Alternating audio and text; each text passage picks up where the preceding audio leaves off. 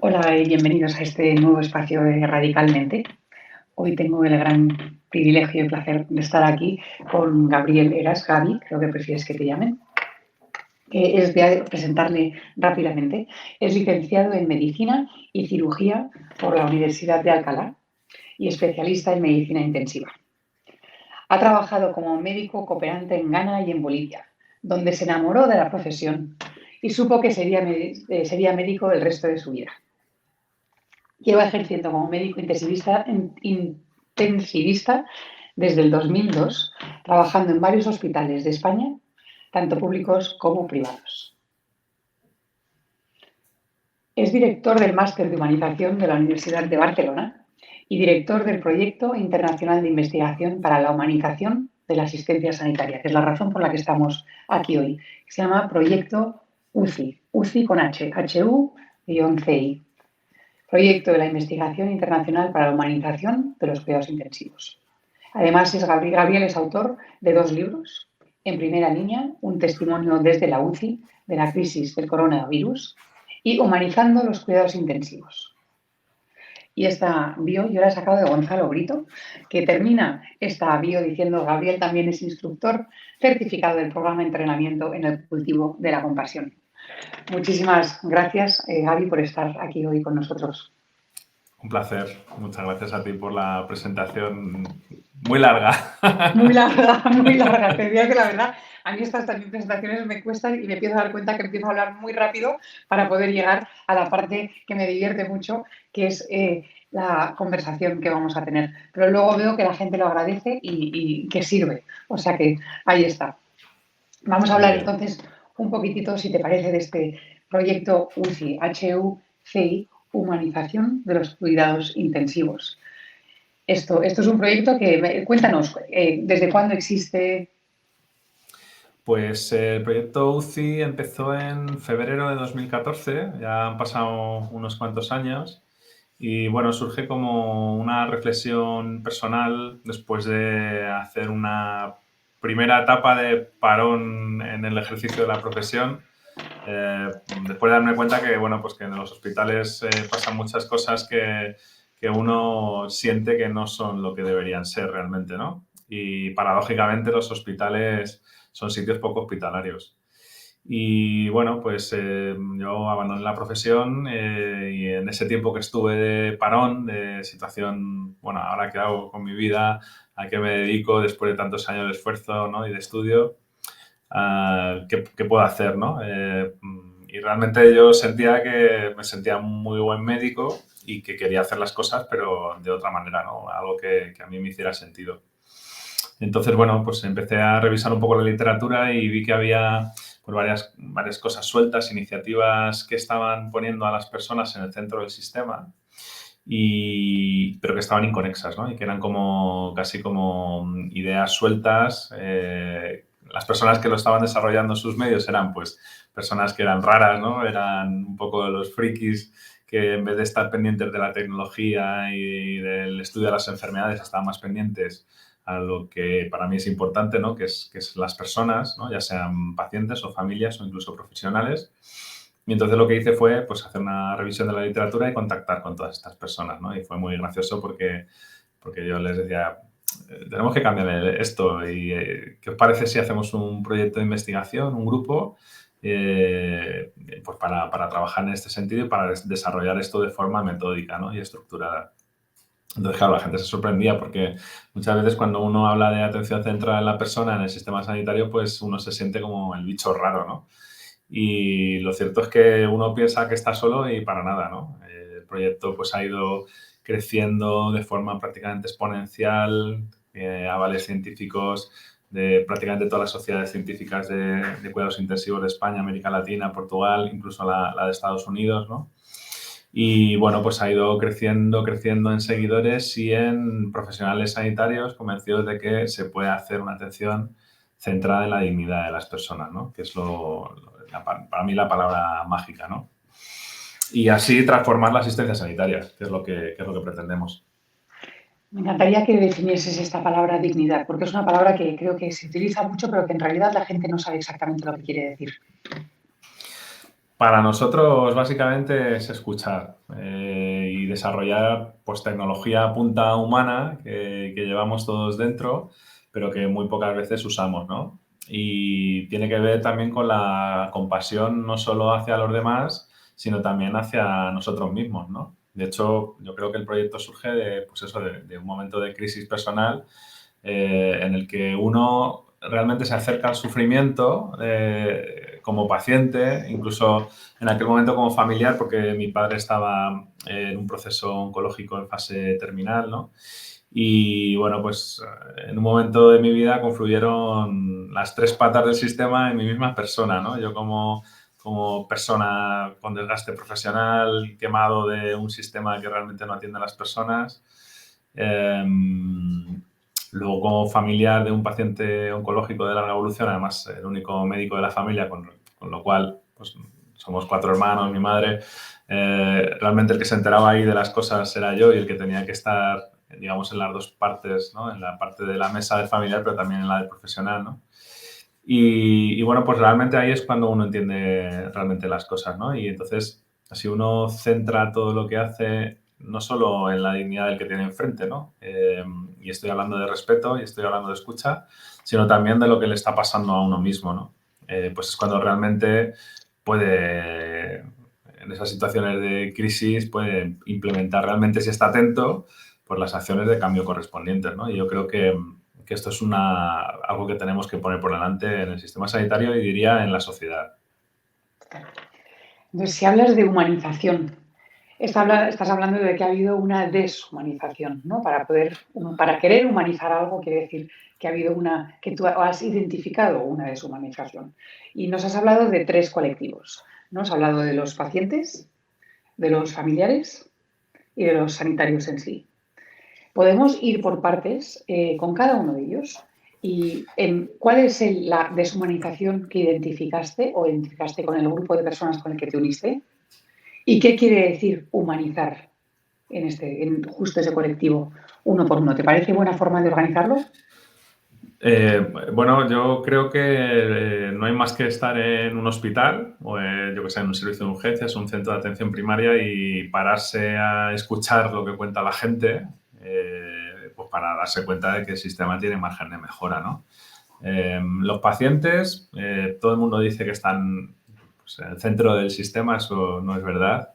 Nadie les escucha, nadie escucha sus reivindicaciones. Seguimos en una medicina que, bueno, intenta progresivamente pasar del paternalismo clásico pues a la acción colaborativa, pero todavía queda muchísimo por recorrer, ¿no? Luego las familias las familias probablemente ni las veas en el sistema sanitario, ¿no? Y más ahora en tiempos de pandemia, pues ya lo habéis visto todos, lo ha visto toda la sociedad, ¿no? Todo el mundo se queda fuera, ¿no? del sistema, ¿no? Y las familias son los grandes olvidados, esta tercera pata de la mesa que es fundamental integrar, ¿no? Porque realmente yo creo que los primeros interesados en curarse son los pacientes, luego los familiares y también nosotros, por supuesto, ¿no? Trabajamos para eso, ¿no? Entonces, tenemos que escuchar una parte fundamental que además, en el caso de cuidados intensivos concretamente, luego van a ser los cuidadores principales que van a seguir haciendo el soporte al enfermo que se tiene que seguir recuperando en su casa y, bueno, son el pilar fundamental, ¿no? Entonces, familias dentro del sistema, para nosotros, desde luego, ¿no? Y luego los profesionales, pues nada, los ratios de personal, los contratos inestables, los sueldos exiguos, las malas condiciones, la ausencia de conciliación familiar. Bueno, podría estar así hablando y hablando de forma indefinida, ¿no? Entonces, al final, si uno se da cuenta de que en el sistema hay tres partes y están esas partes siempre enfadadas durante el tiempo que transitan por el sistema sanitario, pues al final uno se convierte en un maestro del enfado y esto no nos viene bien, claramente, ¿no? Entonces, yo es que creo que ninguna otra empresa, salvo el sistema sanitario, diría tanto público como privado, y no solo diría en España, ¿no? Diría también en otras partes del mundo, porque tengo la suerte de haber viajado mucho y haber visto otros sitios, pero nadie consentiría en una empresa que el 50% de los profesionales quisieran abandonar la profesión, ¿no? Porque pierden productividad y pierden sentido de vida, ¿no? E incluso felicidad. Y esto es lo que pasa en el sistema en España y en prácticamente todo el mundo, ¿no? Entonces, es que hay que cambiar la manera, o sea, ya es una cuestión de propia supervivencia, ¿no? Y con esa intención nació el proyecto, ¿no? Bueno, si todo fuera perfecto, pues lo dejamos como está, pero como está todo el mundo enfadado, pues hay que cambiar la manera de trabajar, ¿no? Hay que cambiar la manera de hacer las cosas, ¿no? Sí, ¿no? Y no has hablado también de los ratios de temas de salud mental, ¿no? O sea, que los ratios de suicidio que hay, por ejemplo, también en el personal de sanitarios. De suicidio, de intención de abandono del trabajo, de consumo de sustancias abusivas, ¿no? Alcohol, drogas incluso, ¿no? Entonces, pues qué pena, ¿no? Que realmente una profesión de vocación al servicio de los demás en momentos de extrema vulnerabilidad, pues muchas veces, en muchas ocasiones, nos llevan a este tipo de situaciones, ¿no? Entonces, creo que nadie nos va a ayudar si no nos ayudamos nosotros, ¿no? Pues espero que no sea así. Espero que sí, que alguien nos vaya a ayudar, ¿no? Os ayudéis o no os ayudéis vosotros, ¿no? O sea que creo que una parte de la intención de tu proyecto, si no lo entiendo mal, es esa, ¿no? Que no solamente se tenga que ayudar el profesional sanitario a sí mismo, sino que viva en una comunidad y en un hospital, en este caso, por ejemplo, que te cuida.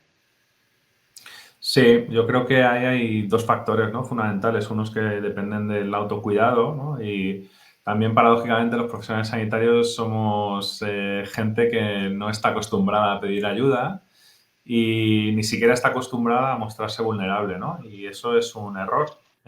Primero porque si nos acercamos a nuestra propia vulnerabilidad podemos entender el sufrimiento de la gente y eso nos tendrá más conectados con la gente. Y luego porque parece que, bueno, pues en esas situaciones en la que la gente comparte su sufrimiento con nosotros, nosotros tenemos que estar bien, por definición. Y no siempre es así, ¿no? Y yo también creo que en un sistema que estaba pues, al borde del colapso en cuanto a profesionales sanitarios y vocaciones, pues luego llega la pandemia y lo que ha hecho ha sido poner de manifiesto todas estas cosas para que la entienda toda la población, ¿no? No solo ya los que estamos habitando en el sistema todos los días. Claro, lo que estás diciendo es no puedo cuidar a otras personas si no sé cuidarme a mí mismo. Y si me cierro mi corazón a mí mismo, también voy a cerrar mi corazón a los demás. Bueno, es que es imposible dar buenos cuidados si uno no está bien, ¿no? Vamos, es puro sentido común, pero lamentablemente los profesionales sanitarios no estamos acostumbrados ni a hablar de las emociones, ni a hablar de nuestros sentimientos. A pesar de estar en contacto continuo con el sufrimiento de la gente a diario, pues eso lógicamente tiene que tener una serie de consecuencias y de repercusiones y si las obviamos, lo único que hacemos es cavar más hondo realmente, ¿no? Quizás es más sencillo, pues, bueno, pues compartirlas, darte cuenta de que hay otros compañeros que están viviendo, atravesando tus mismos sentimientos o tus mismas emociones. Incluso, bueno, pues fomentar. Yo creo que una de las grandes cosas que ha traído la pandemia precisamente ha sido el trabajo en equipo, ¿no? En los hospitales. Y eso es un claro factor protector del desgaste profesional, ¿no? Al igual que el sentido del humor. Si no hubiéramos tenido buen sentido del humor durante la pandemia, pues, vamos, directamente no sé qué hubiera sido de nosotros, ¿no? Si me estás haciendo pensar en la sensación de culpa, ¿no? Que es algo que nos absorbe muchísimo, de culpa o vergüenza, que es algo que, sobre todo en profesiones de ayuda a otras personas, en las que mi gran orgullo es que yo soy alguien que ayuda, no vamos a pedir ayuda, no voy a poder decir que no estoy bien, no voy a poder, o sea que muchas de las cosas que aparecen con el burnout en los profesionales de sanitarios, son cosas que van en contra de lo que a mí me enorgullecía en el momento que yo me volví sanitario y lo que me mueve para querer ayudar y sanar a las otras personas. Bueno, yo creo que hay aquí dos cuestiones, ¿no? Una, que hay cosas que dependen de nosotros y que tenemos que trabajar. Primero, que empezar a entender, ¿no? Y empezar a reconocer, porque incluso los mismos profesionales, o sea, no hay encuestas sistemáticas de detección del desgaste profesional, o del engagement, de por qué me gusta trabajar en este hospital y no me gusta trabajar en este otro, ¿no? Si lo queremos ver desde un punto de vista más positivo en vez de en el negativo, de decir, el 50% de los profesionales, como dicen los estudios, dejarían su profesión si pudieran volver para atrás. Bueno, pues si eso es así, tenemos claramente un problema, ¿no? Porque, como decía antes, un sistema en el que la mitad de la gente quiere salir corriendo, pues productivo no es, ¿no? Y al final no solo repercute pues en esa persona que ha dedicado tanto tiempo de su vida a formarse y que luego siente que la profesión no tiene el sentido que realmente uno pensaba que debía era tener, ¿no? Pero luego repercute claramente en los pacientes y la familia, ¿no? Y luego hay otras un montonazo de cosas que tiene que hacer el sistema, ¿no? Yo siempre digo, me gustaría tener el teléfono del señor sistema pues para poner una queja, ¿no? Porque está claro que al final hay cosas que dependen de nosotros, por supuesto. En esas podemos trabajar, incidir, y hay otras que dependen del sistema, ¿no? Y las condiciones en las que estamos trabajando los profesionales sanitarios de este país, eh, por un lado, tenemos que verlo como que somos afortunados, porque ya te digo que si conoces otras realidades, pues entonces ya te echas a llorar, pero desde luego distan mucho de ser las condiciones ideales para poder ejercer de la mejor manera, por supuesto. Tengo ganas de hablar de estas condiciones, pero me gustaría dar un paso atrás, que es en el momento de la educación, ¿no? En el momento en el que te estás formando como sanitario, ¿no? Dependiente de cuál sea tu rol dentro de esto. ¿Cuánto te prepara una carrera? ¿Cómo de humanizadora es la carrera y cómo te forman para preparar, para cuidarte a ti, para comunicarte con los familiares y para cuidar a tus pacientes, para hablar de los tres colectivos de los que hemos hablado? Bueno, a mí concretamente, que hice la carrera ya hace muchos años, diría que cero. Con pena, realmente lo digo, ¿no? Creo que en los últimos años hay iniciativas de diferentes universidades que intentan trabajar más esto, eh, las habilidades no técnicas, ¿no? O las mal llamadas habilidades blandas, el fomento de la comunicación, la presencia, incluso el cultivo de la compasión, pues todas estas cosas que, bueno, pues a la gente le parecen cosas naif, sin importancia, pero que son absolutamente fundamentales. Lamentablemente, el sistema, el currículum de las universidades, hablo de medicina concretamente, ¿no? Que es lo que yo conozco, eh, bueno, está centrada en resolver problemas que se ha llamado de forma arbitraria enfermedades y en adquirir una capacitación técnica con el objeto de salvar vidas, ¿no? Bueno, realmente yo pienso que no salvamos ninguna. O sea, nosotros en todo caso las prolongamos en el tiempo.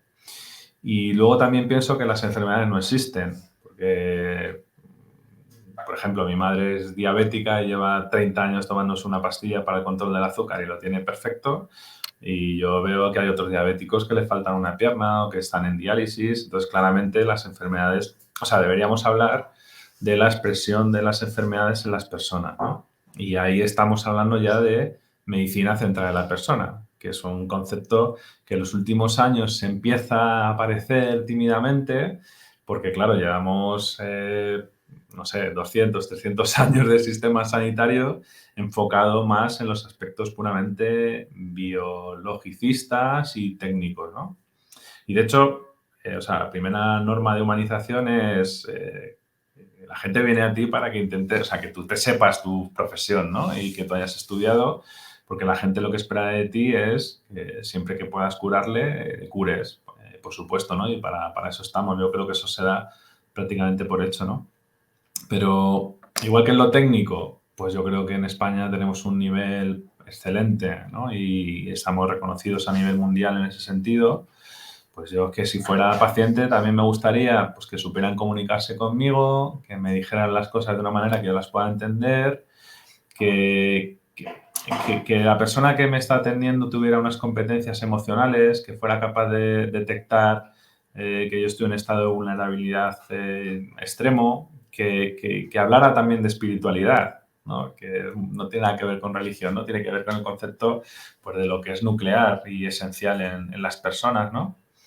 Y bueno, también que éticamente sus padres, cuando son pequeños, porque muchas veces hablar de humanización es hablar de lo que te han enseñado en casa, ¿no? Es una vuelta a los valores, pues que sus padres le hubieran enseñado cosas buenas, ¿no? Para que luego esas cosas las ejerza, ¿no? Cuando está atendiendo a una persona, ¿no?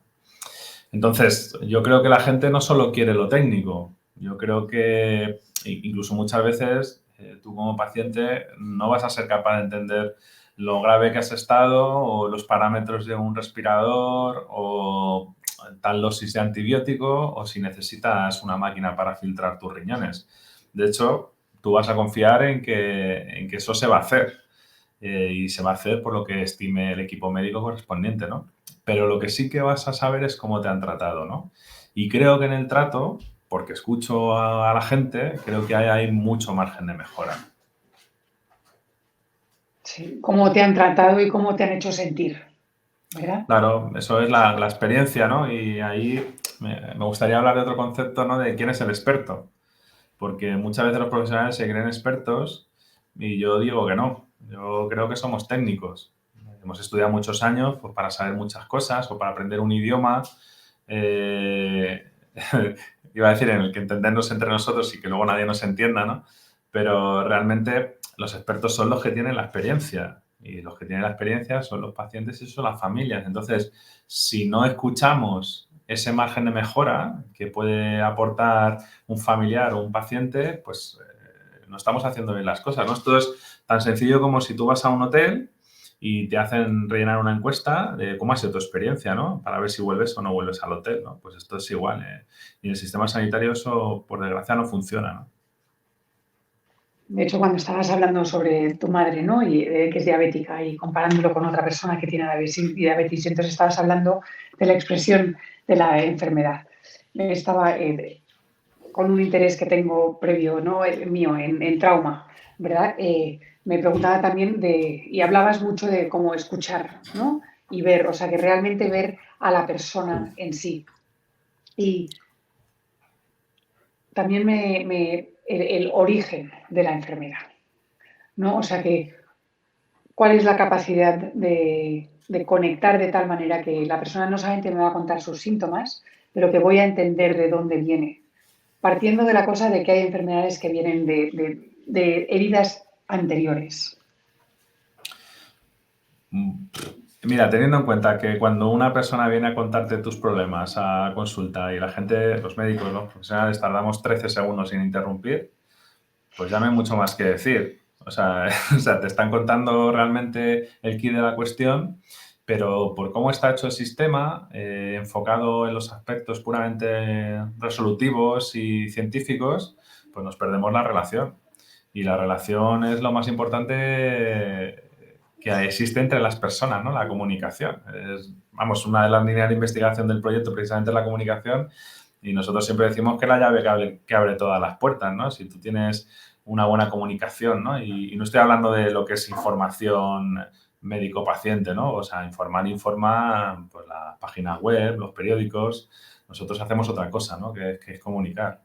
Y no está en el currículum universitario de los médicos formarse en habilidades de comunicación, ¿no? Cuando es una herramienta fundamental y cuando, por desgracia, pues nos ponemos muchas veces en muchas situaciones en las que nadie quiere estar, nadie quiere dar una mala noticia, nadie quiere transmitir un fallecimiento, pero ahí estamos nosotros, ¿no? Y por desgracia esto se deja un poco al azar de la buena voluntad de la persona profesional que probablemente ha aprendido esa faceta de su profesión viendo cómo lo hacían otros compañeros y se va a quedar, no va, pues esto me gusta cómo lo ha hecho este, pues lo voy a hacer así.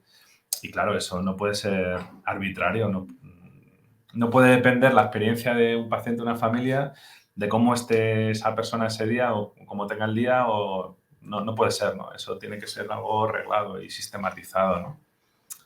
Sí, porque estás hablando no solamente de comunicación, pero además de como conexión, ¿no? O sea, que para que esa comunicación sea lo que estás buscando, realmente estés creando conexión con la persona con la que estás hablando.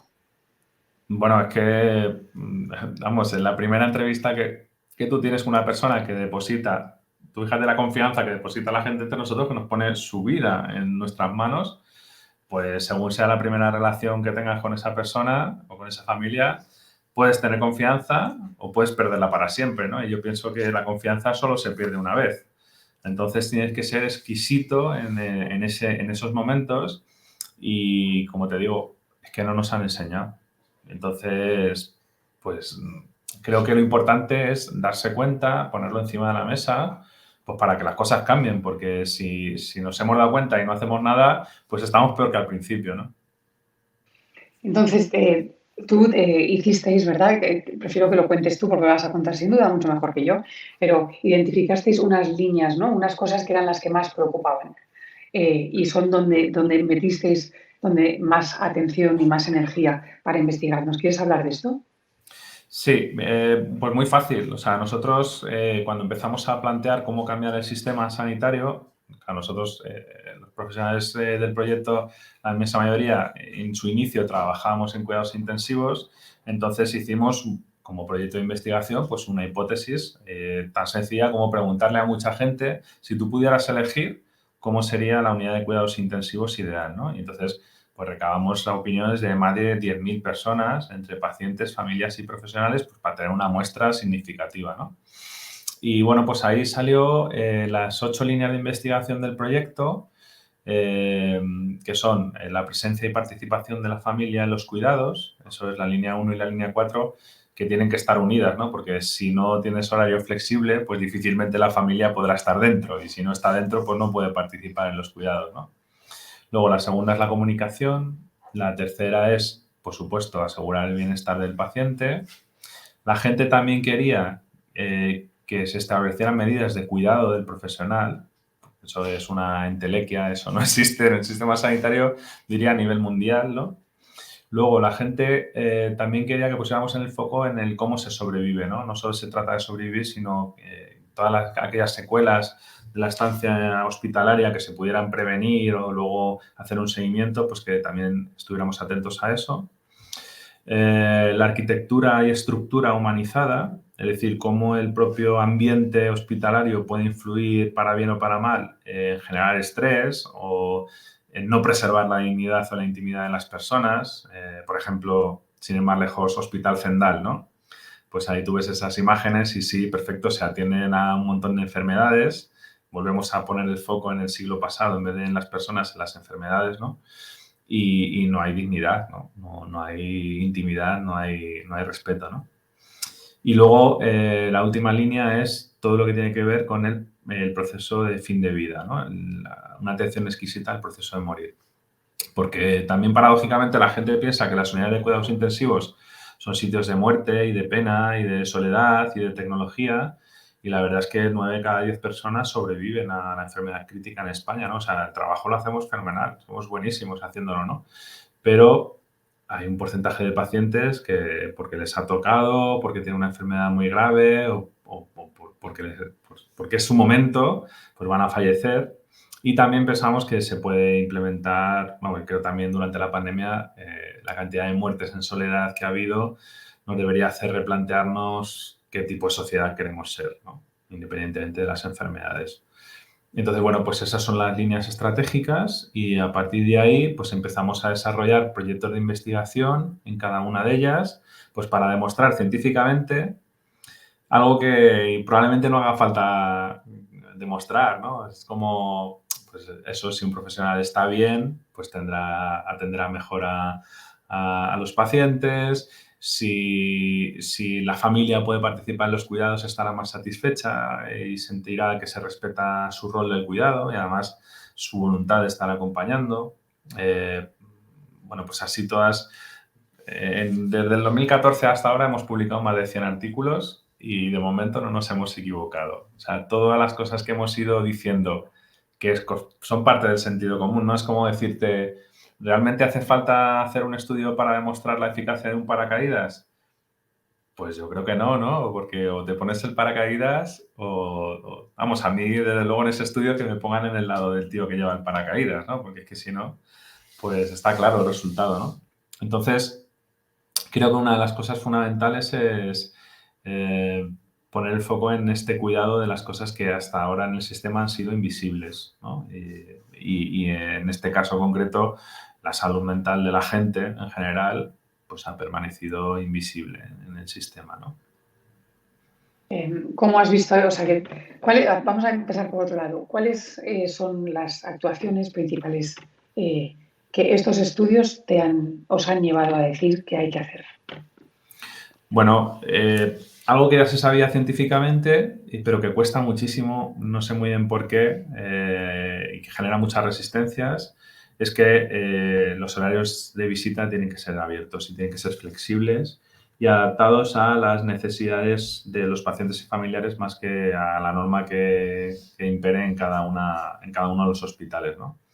Y creo que esto la sociedad lo ha visto claramente durante la pandemia y lo ha sufrido, ¿no? Entonces, al final hay dos problemas, ¿no? Por un lado, la rigidez de la estructura mental de los profesionales que están acostumbrados a trabajar de una determinada manera y que pues muchas veces piensan que la familia puede molestar, cuando es al revés, ¿no? La familia te puede ayudar o puede traer enfermedades de fuera, tampoco se ha demostrado científicamente.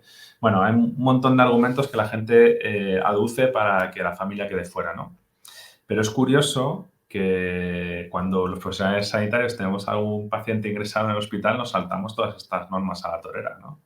Y usamos el sistema como entendemos que tiene que ser la cosa, ¿no? Entonces, qué injusto, ¿no? Que tiene que ser que tú cuando tengas a tu madre ingresada puedas hacer un horario de visita flexible, pero no estés permitiendo a la misma vez, si trabajas de turno por la tarde, que pase su familiar de un paciente, ¿no? Eso no puede ser, ¿no?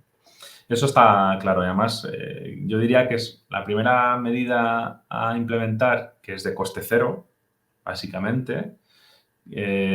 Bueno, podemos decir que puede tener el coste de formar a la gente, ¿no? Porque la gente no está acostumbrada, los profesionales no están acostumbrados a estar acompañando en el sufrimiento y eso, y pues también las habilidades de comunicación, ¿no? Todo eso puede ser ese coste, ¿no? Pero ya las cosas cambian, ¿no? Porque las unidades de cuidados intensivos que han tomado esta política de visita abierta ya no vuelven marcha atrás.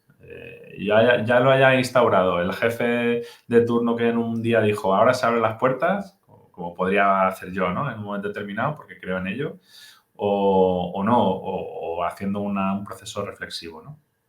Obviamente, la comunicación está claro, ¿no? Las mejoras en la comunicación medidas de forma objetiva mejoran los resultados en satisfacción de todo el mundo, minimizan los errores que se pueden tener en la administración de fármacos, por ejemplo. Incluso el propio acompañamiento en sí mismo previene el delirio, ¿no? de los pacientes, no solo de cuidados intensivos, sino en el hospital en general, ¿no? Entonces, una medida que es coste cero, pone a la familia dentro, evita pues, que la gente se desoriente, que se arranque los catéteres o lo que sea y que haya que usar otras medidas de contención física, como pueden ser sujeciones mecánicas o de contención química, ¿no? Se dan a la gente para que esté tranquila, ¿no? Al final, todo eso es dinero, ¿no? Porque si todo el mundo está más contento y la gente se recupera antes, pues al final está menos tiempo de estancia en el hospital y todo eso es pasta, ¿no? Y además mejora la satisfacción y además incluso te diría que cuando uno está en el peor de los desenlaces, ¿no? En el proceso de fin de vida y tiene la oportunidad de que le permitan, es que es llamativo, ¿no? Es un derecho fundamental de las personas, que es el acompañamiento al proceso de morir. No te lo tiene que permitir nadie. O sea, tú eso lo tienes que ejercer y punto, si es lo que tú quieres y también la persona que se está muriendo quiere, ¿no? Bueno, pues hasta en esos momentos la gente está más satisfecha, ¿no? Porque va a tener un duelo pues mucho más llevadero que si no ha podido despedirse de su ser querido, ¿no? Y diría más, porque ha pasado, ¿no? Y hablando de la salud mental de los profesionales, uno de los grandes problemas que ha habido en la pandemia precisamente ha sido ese, ¿no? No estábamos acostumbrados a ver tanta gente morir y morirle en soledad, ¿no? Entonces, muchas veces los propios profesionales hemos tenido que suplir ese acompañamiento sin las herramientas adecuadas y sin ser los protagonistas reales, ¿no? Porque el protagonista ahí es la familia y el paciente. Nosotros, por muy empáticos que seamos, no somos lo que tenemos que hacer es facilitar que las cosas ocurran. No tenemos que asumir el rol de héroes, no, somos personas y hacemos, pues, y también en pandemia hemos hecho lo que mejor que hemos podido las cosas y habremos hecho muchas cosas bien y muchas cosas mal y ya está, ¿no? Y tenemos derecho también a eso, ¿no? El caso es que todo eso tiene consecuencias, ¿no? Y ha tenido consecuencias. Sí, no hablas de rol de héroes, ¿no? Pero también estás hablando como de rol de, o sea, que saber cuál es mi rol, ¿no? Y de rol de ser el familiar de esta persona, ¿no? O sea, que suplantar a la familia del enfermo y tener que ser ese rol también aparte de la persona que cuida de forma médica. Bueno, o sea, los profesionales sanitarios lo llevamos en el ADN, ¿no? O sea, todos los seres humanos lo llevan en el ADN, ¿no? La compasión. Pero si entendemos la compasión como detectar el sufrimiento ajeno y querer hacer algo para lidiar ese sufrimiento y acompañar ese sufrimiento, eso lo hacemos todos los días en los hospitales, ¿no? Pero claro, cuando uno no tiene las herramientas apropiadas y no sabe lo que es la compasión y no sabe lo que es el acompañamiento entendido de esta manera, pues se puede exponer a morir de una hemorragia de empatía, ¿no? Que eso ha pasado muchas veces en los hospitales ahora, ¿no? Yo he visto muchos compañeros durante la pandemia pues llorando por las esquinas porque la situación emocional era una carga de una intensidad brutal, ¿no? Y nosotros normalmente no hacíamos el acompañamiento del proceso de morir de forma sistemática y con tanta gente a la vez, ¿no? Entonces, ahí insisto, ¿no? O sea, o le das herramientas a los profesionales para que sepan cómo tienen que actuar y se autoprotejan, o al final el sistema que consigue pues más absentismo laboral, más intención de abandono, o que, bueno, pues que las emociones te sobrepasen y no te permitan ejercer con claridad, ¿no? Tu rol y tu papel, ¿no? Sí, además es un sistema que está pidiendo que hagas cosas que están fuera de lo que deberías estar haciendo, pidiéndote más de lo que toca. No hemos hablado también, además, no solamente hemos hablado de, ¿no? de cómo es vivir en la UCI y cuánto tiempo pasaré ahí, cuánto tiempo pasaré en el hospital, el delirio, pero también me interesa lo que pasa después, ¿no? Una vez que me voy del hospital, cómo el paciente se recupera y cuáles son las secuelas que quedan dependiendo de un tipo de trato y otro. Bueno, pues fíjate que el síndrome post-UCI, que ahora se le puso este nombre desde el año 2010, ¿no? Y también hay síndrome post-hospitalización, ¿no? Entendiéndose pues todas las secuelas en tres esferas, ¿no? A nivel psíquico, o sea, neurocognitivo, físico y emocional, que tiene una persona después de haber hecho un tránsito hospitalario, podríamos decir, ¿no? Entonces, antes a los de cuidados intensivos solo nos interesaba la supervivencia y el momento que el paciente salía de alta de la UCI perdíamos la pista y casi te diría hasta de forma interesada, ¿no? Ya no nos motiva esto, vamos a tratar otra enfermedad, ¿no? Porque eso es como nos han enseñado. Lo digo con todos los respetos y con toda la humildad que nadie se ofenda, ¿no? Pero eso es un hecho, ¿no? Entonces, claro, el sistema no está preparado para atender la cantidad brutal de secuelas que puede generar una enfermedad crítica y luego en volumen, como ha pasado pues con el coronavirus, ¿no? No hay sistema que pueda absorber la necesidad de rehabilitación física. El ratio de psicólogos en España, 6 por cada 100.000 habitantes, o sea, a los últimos en la cola europea. Psicólogos como soporte, ¿no?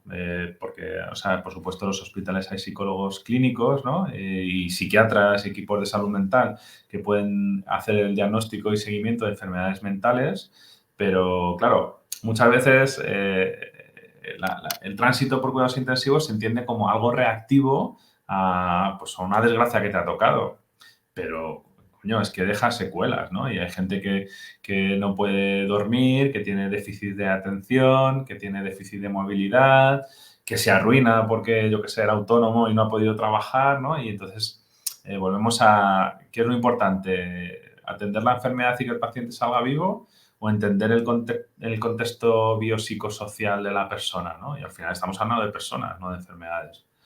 Entonces, la realidad es que no hay un sistema que esté preparado en este sentido para atender toda esa brutal avalancha de secuelas físicas, secuelas cognitivas y emocionales que ha traído la pandemia, ¿no? Nosotros durante la pandemia pusimos en marcha dos proyectos porque estábamos viendo que había empresas y fundaciones que gastaban mucho dinero en respiradores, en equipo de protección individual y tal. Y dijimos, joder, y como con lo mal que lo estamos pasando, las unidades de cuidados intensivos, ¿por qué no hacemos un proyecto de soporte emocional a pacientes, a familiares, pero también a los profesionales, ¿no? Porque estábamos viendo que la situación era totalmente desesperada e inusual, ¿no? Entonces, por primera vez en la historia de España, logramos poner 18 psicólogos en 16 unidades de cuidados intensivos para hacer una acción de soporte emocional, tanto a nivel individual como a nivel grupal, ¿no?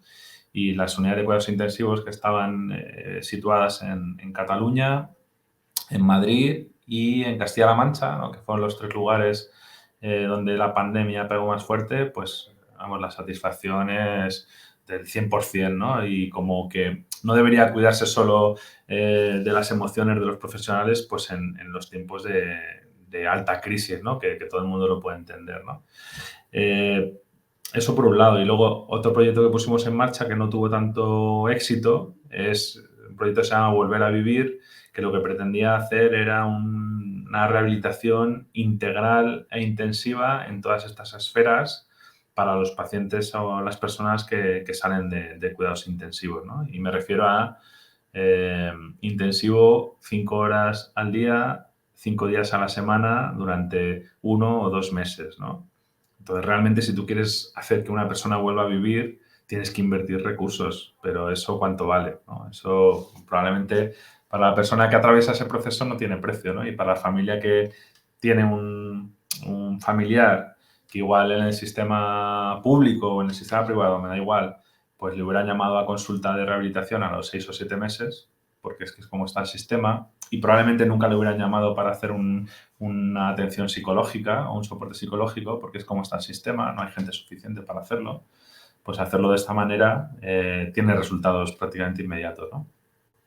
Pero voy a volver a a hacerte una pregunta sobre cada uno de ellos, ¿vale? Vamos a volver al primero, que es, me encantaría saber cuáles fueron los resultados que visteis en aquellos lugares donde pusisteis los psicólogos para atender a los sanitarios. Bueno, básicamente se llevaron a cabo intervenciones que influyeron en unas 1.200 personas en diferentes equipos de cuidados intensivos, en los que claramente se vio de manifiesto que el soporte grupal y la posibilidad de ventilar tus emociones y de compartir las cosas con tu equipo traían beneficios prácticamente instantáneos a todo el grupo y además también pues que todos tenemos esa humanidad compartida que muchas veces nos cuesta enseñar, ¿no? Y probablemente nos cuesta poco celebrar las victorias y los éxitos, pero cuando uno no se encuentra bien, bueno, pues eso cuesta mucho, ¿no? A los profesionales sanitarios.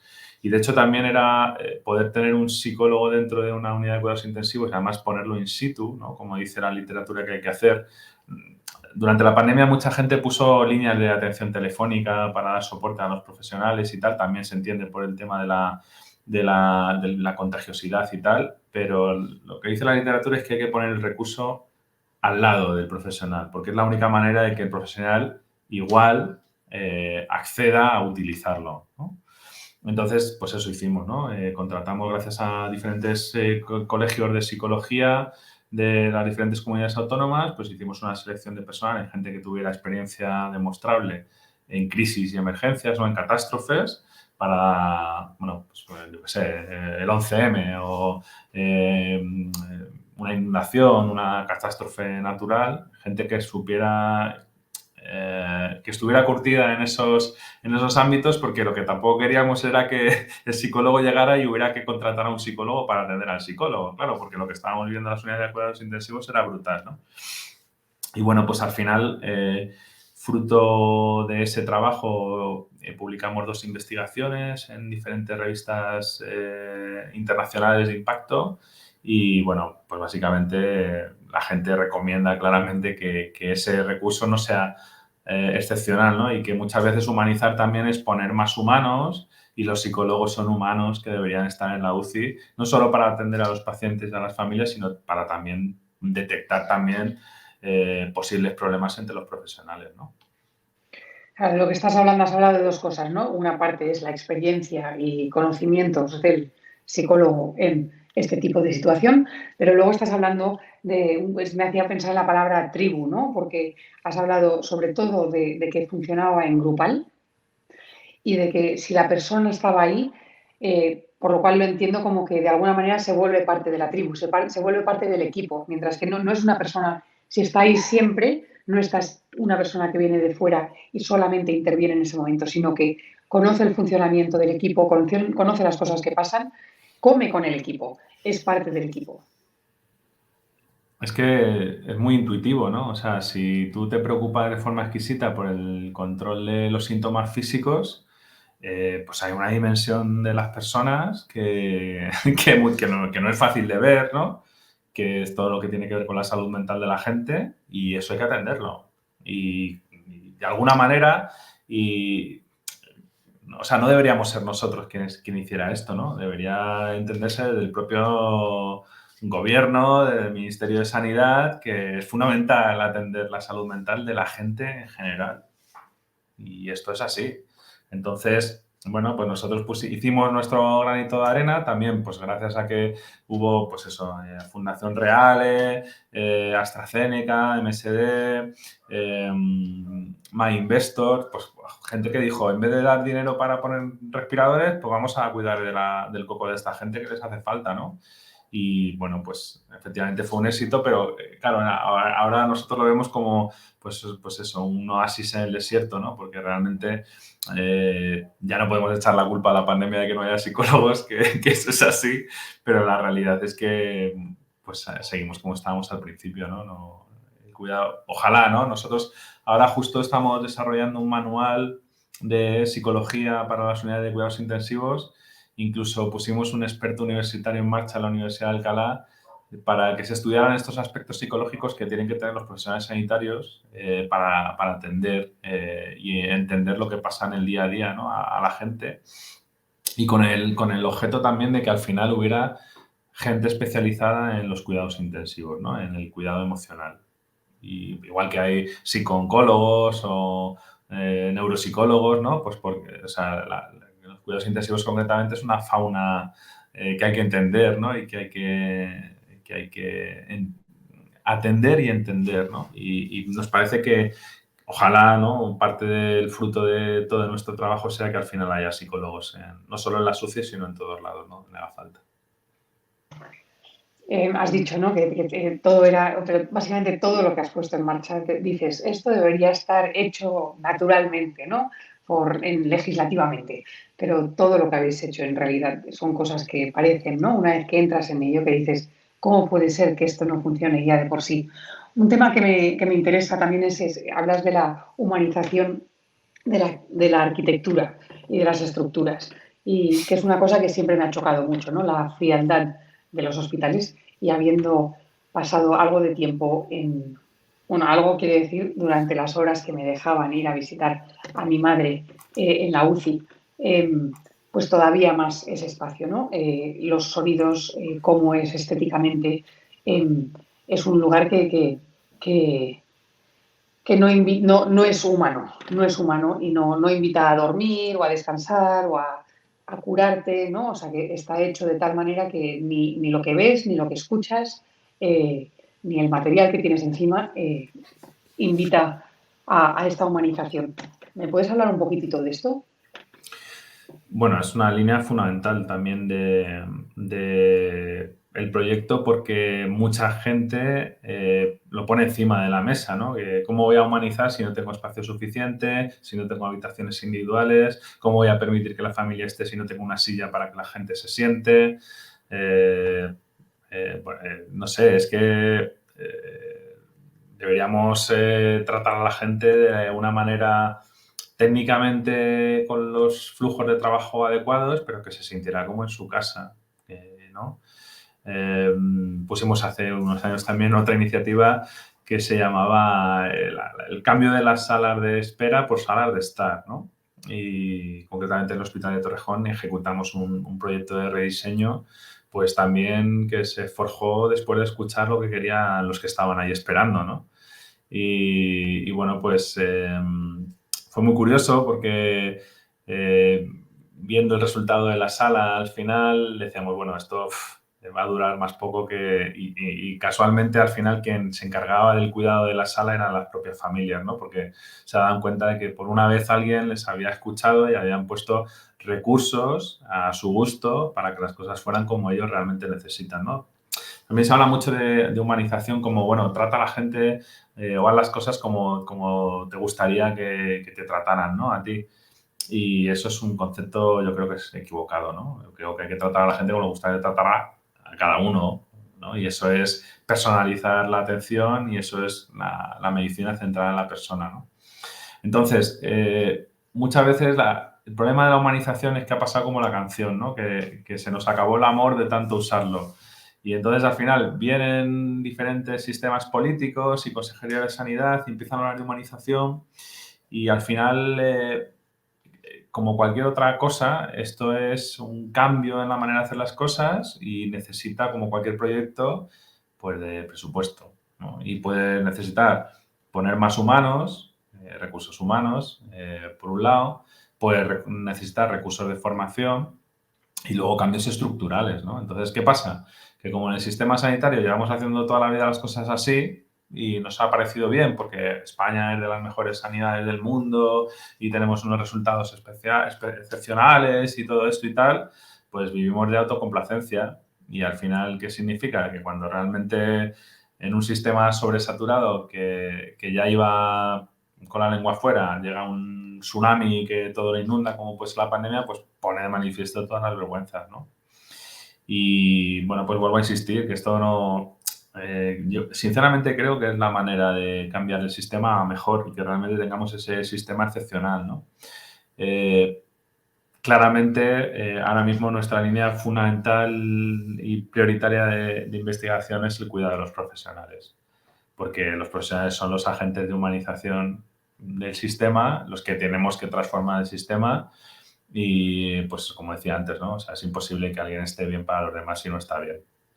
Entonces, ahí hay que hacer una inversión, ¿no? Si solo decimos, a ver, la humanización es como la paz en el mundo, todo el mundo quiere la paz en el mundo, pero ¿cómo la aterrizamos, no? Entonces, ¿qué pasó? Que cuando empezaron a salir planes de humanización de diferentes consejerías de sanidad, ¿no? En Madrid, Castilla-La Mancha y tal, al final parecía que todo dependía de la buena voluntad de los profesionales, ¿no? Que fueran más o menos empáticos. Entonces, claro, profesionales en general nos cabrea mucho la palabra humanización, porque, bueno, primero humanízame las condiciones, humanízame el sueldo, humanízame el ratio de personal, y entonces yo, pues probablemente esté mejor para ejercer, ¿no?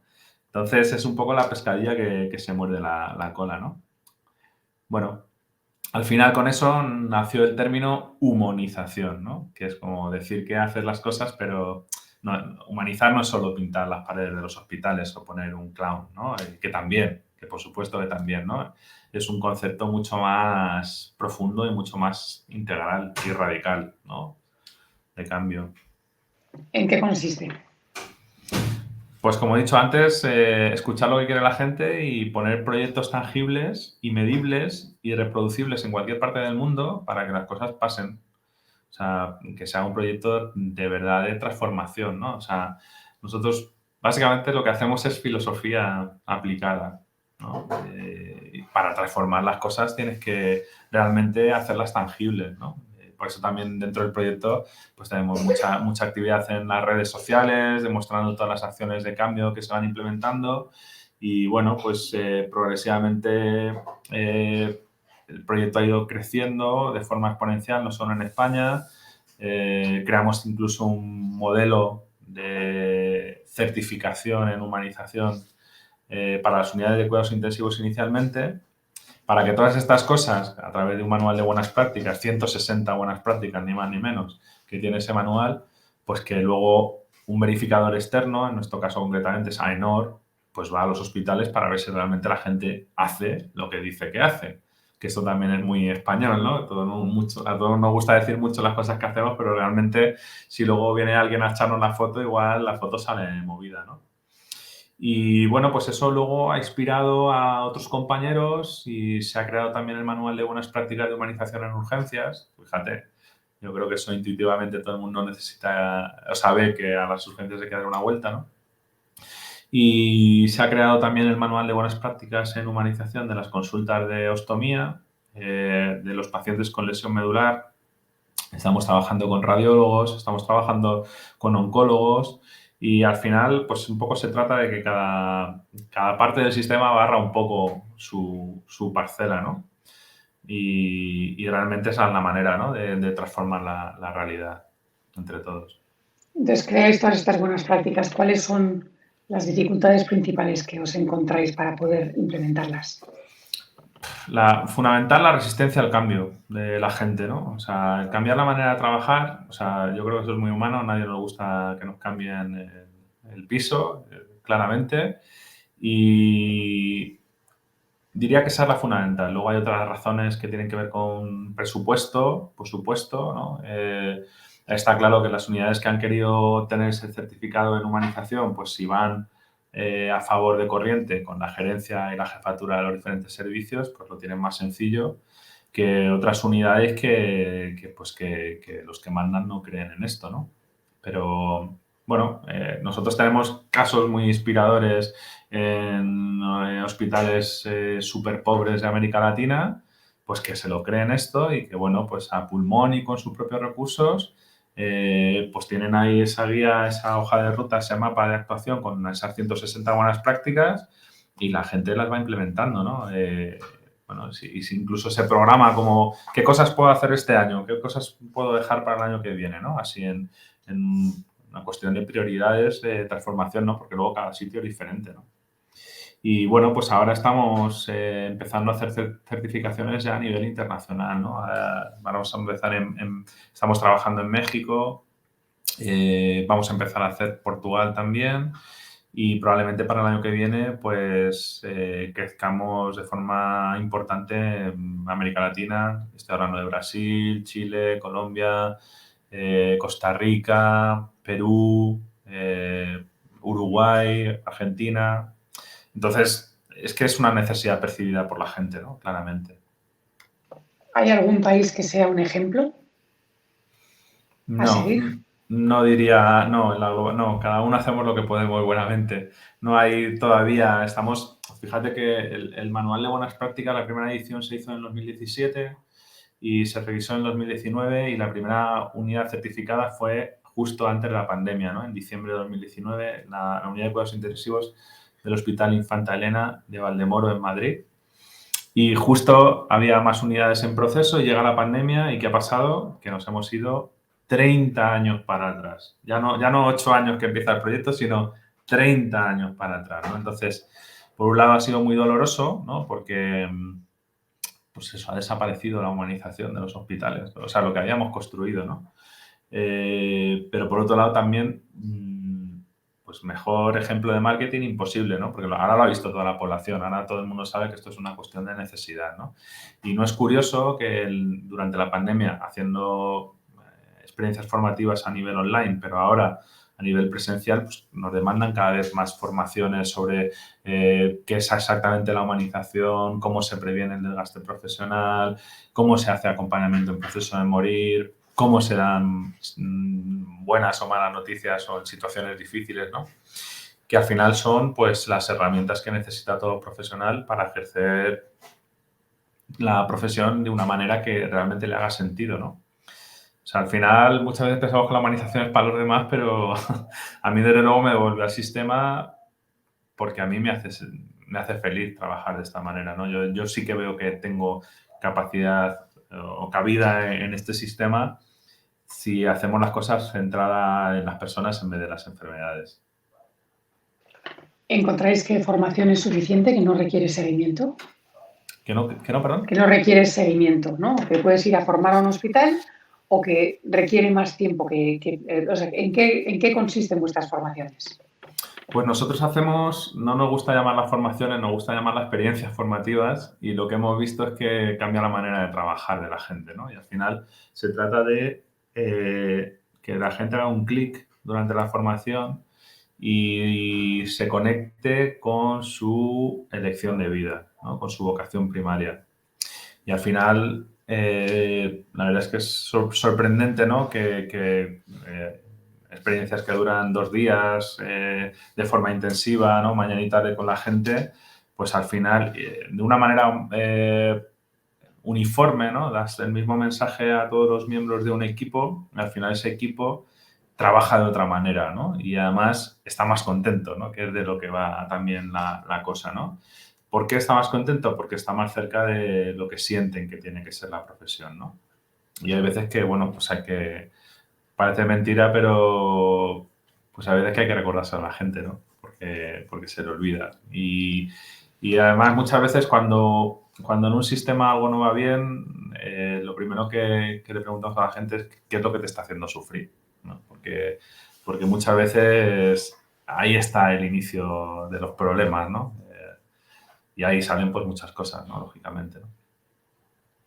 ¿Me puedes decir cuál es, si tuvieses que unir en una frase, ¿no? Cuando tú le preguntas a los profesionales de salud cuál fue tu motivación primaria, ¿cuál sería Pues la frase? la inmensa mayoría dice ayudar a los demás. O sea, la palabra ayuda sale de forma sistemática. Claro, luego si sigues tirando el hilo y tú preguntas, ¿y tú te parece que lo que estás haciendo está ayudando a los demás? Entonces ya la gente muchas veces se sorprende, ¿no? Porque dice, hombre, yo lo haría igual de otra manera, pero es que como aquí siempre se han hecho así las cosas, y digo, pues ahí es donde tienes que empezar a tirar tú de tu propio hilo personal, ¿no? Porque probablemente si tú estás conectado con tu sentido, pues tira por ahí, ¿no? Y confía en la intuición que llevamos todos dentro, que realmente, pues eso probablemente es lo que te ha hecho elegir esta profesión, ¿no? Pero realmente es como aprender a conducir y circular, ¿no? Que pues tú aprendes a conducir la autoescuela, pero luego la vida y ¿no? Las carreteras te llevan de una manera diferente, ¿no? Pues esto un poco pasa igual. Entonces entras a ejercer la profesión en el sistema y poco a poco, pues eso diría hasta romántico, ¿no? Que es dedicarse a la medicina, a la enfermería, a la psicología, ¿no? A cualquier profesión de relación de ayuda, pues se pierde, se pierde. Y tenemos que estar muy presentes y muy atentos para no perder eso, ¿no? Como que el sistema te come y de repente un día te despiertas y no sabes cómo llegaste de A donde estás hoy, ¿no? Yo creo que somos todos los responsables, ¿no? O sea, el sistema tiene mucha responsabilidad, pero también nosotros, ¿no? Porque nos metemos ahí y, pues eso, como si fuera un hámster, ¿no? En la rueda y al final, pues eso, al final la medicina no puede ser una cadena de montaje, ¿no? Ni mucho menos, es otra cosa, ¿no?